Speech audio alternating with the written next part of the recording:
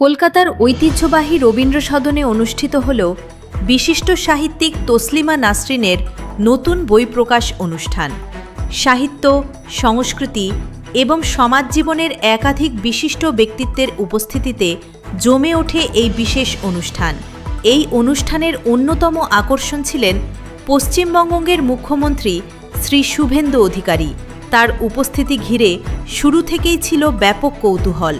বই প্রকাশের পর বক্তব্য রাখতে গিয়ে মুখ্যমন্ত্রী সাহিত্য, মতপ্রকাশের স্বাধীনতা এবং সমাজে লেখকদের ভূমিকা নিয়ে নিজের মতামত তুলে ধরেন। পশ্চিমবঙ্গের প্রশাসনিক প্রধান হিসেবে শৃঙ্খলমুক্ত পশ্চিমবঙ্গ, বাঁধনমুক্ত পশ্চিমবঙ্গ,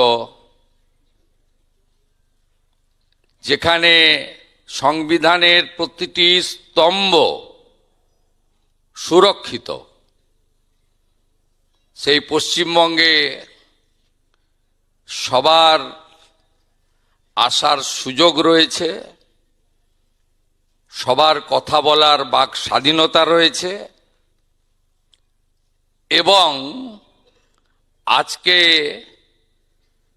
অত্যন্ত প্রিয় সম্মানীয়া লেখিকা তসলিমা নাসরিন মহোদয়া এই বঙ্গভূমিতে গতকাল পদার্পণ করেছেন, আজকে কর্মসূচি করছেন।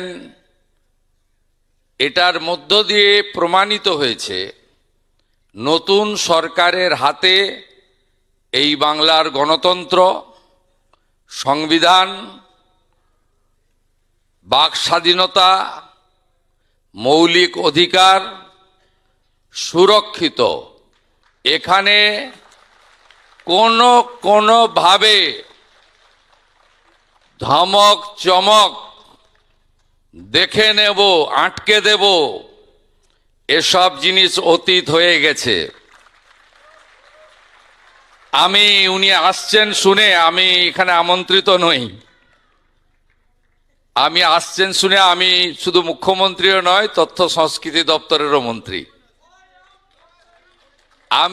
উনাকে স্বাগত জানালাম বন্দে মাতরমের সার্ধশতবর্ষ ঋষি বঙ্কিমচন্দ্রের ছবি দিয়ে।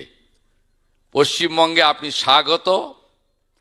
আপনি লেখিকা, আপনার লেখা সবাই পড়ে, আপনার গুণগ্রাহীর সংখ্যা প্রচুর। আপনি এখানে ভালো করে বলুন এবং পশ্চিমবঙ্গের যে ব্যবস্থার পরিবর্তন হয়েছে সেইটা নিশ্চিতভাবে আপনার অভিজ্ঞতায় আপনি দেখেছেন। একবার নয়, আপনি যখনই মনে করবেন বারে বারে আসবেন।